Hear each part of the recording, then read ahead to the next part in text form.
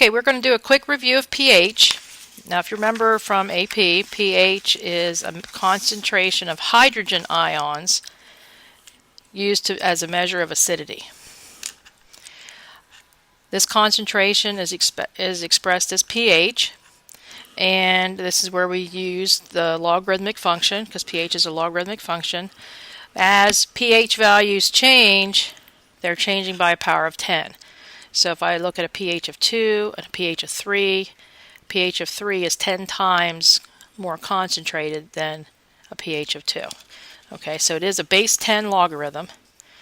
So as I go up in concentration, the more acidic the solution is and the lower the pH will be.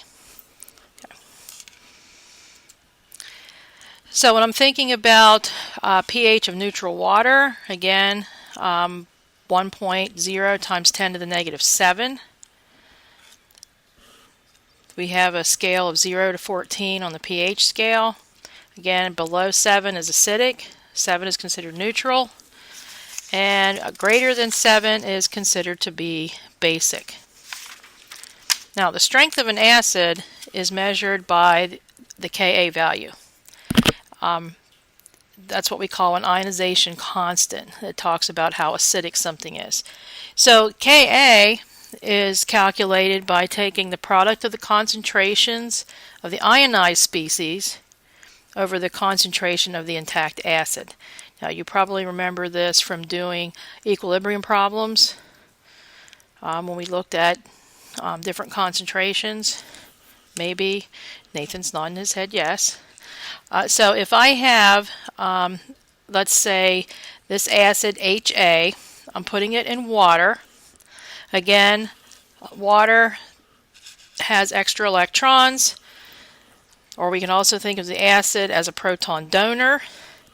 So how well the proton will be donated to form the hydronium ion, that's going to be a factor in the Ka value. So when we're talking about concentration of ionized species, so we're looking at, these are our ionized species. The aluminum, or the A ion and the hydronium ion, those are ionized. So the concentration of those, we're looking at the product over the concentration of the intact acid. Now, if the acid was a strong acid, this is not going to be a factor, because a strong acid, it dissociates completely. Okay, so this is going to really be a measure of dealing with weaker acids, ones that only partially ionize. So, Ka implies the concentrations of the acids and the ions. So if I'm looking at a Ka greater than 1, the ionized products are greater than the attacked acid. Less than 1, ionized products are less than an attacked acid. If Ka is really bigger than 1, if all of this separates into these two, okay, these two concentrations are going to be large, and when I multiply it, it gets even larger. And a lot of times you see them using more than one greater than or less than sign. All right, because strong acids are going to have a really big numerator. Weaker acids, the concentration of the ionized species are going to be very small. Okay, so that's how I can tell the strength of the acid by looking at the Ka.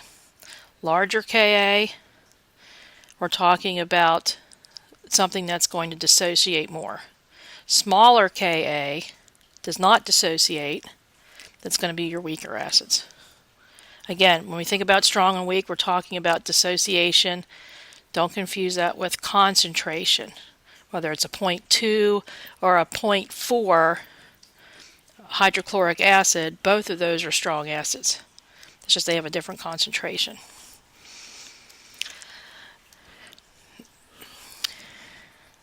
So Ka values have such a wide range.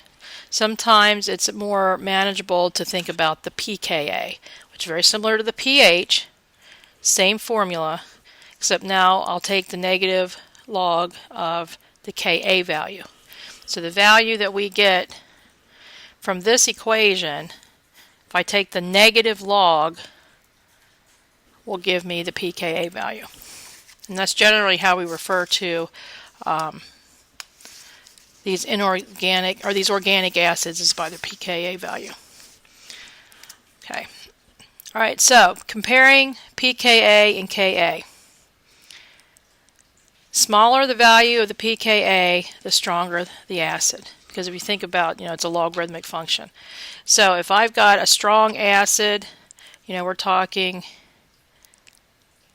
2, okay, I'm going to have a smaller